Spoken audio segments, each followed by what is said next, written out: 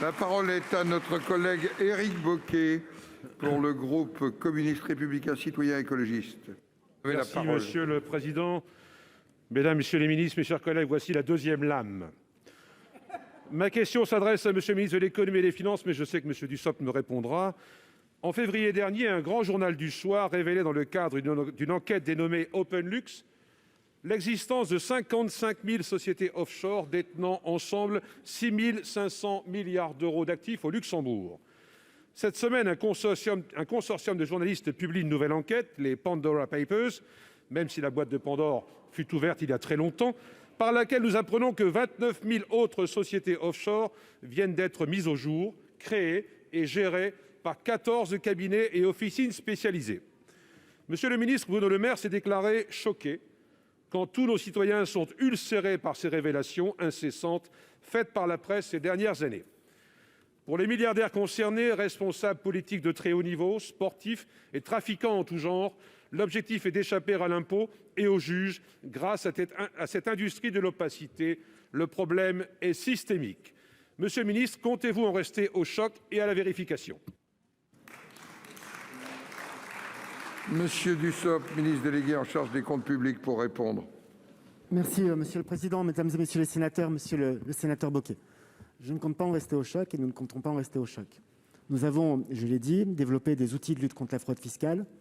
Il faut rendre à César ce qui est à César. Le développement des outils de lutte contre la fraude fiscale date depuis plusieurs années. Et lorsque l'on regarde les quelques années écoulées, on peut citer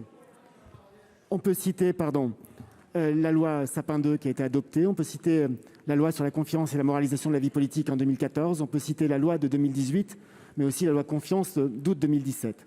À chaque fois, les gouvernements successifs ont travaillé pour que les administrations soient dotées d'outils plus performants. Avec la loi du 23 octobre 2018, c'est la création d'une police fiscale. Avec les échanges d'informations que j'évoquais en réponse à Madame la sénatrice Goulet, c'est la possibilité, je le disais il y a un instant, de dégager au niveau communautaire plus de 100 milliards d'euros de revenus supplémentaires par lutte contre la fraude fiscale.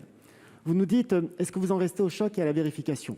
Nous en restons avant tout à la vérification et à chaque fois que nous le pouvons, à des contrôles et à des redressements. Vous avez évoqué un certain nombre d'affaires qui avaient été révélées.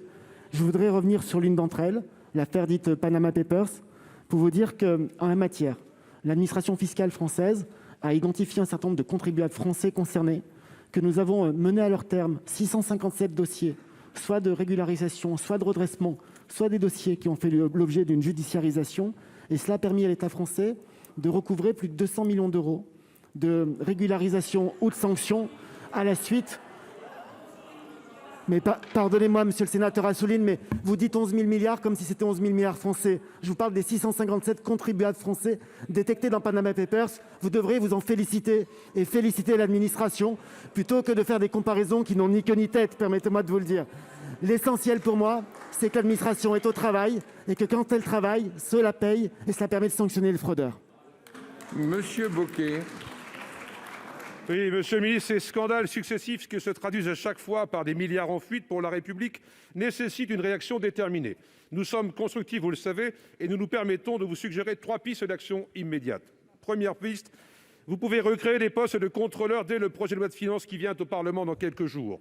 Pour rappel, 38 000 emplois ont été supprimés depuis 2002 dans les finances publiques. 2, vous pouvez créer l'Observatoire de la lutte contre la fraude fiscale, annoncé en 2018, jamais mis en place. Nous sommes toujours candidats à titre bénévole. 3, la France va présider le Conseil de l'Union européenne à partir de janvier 2022.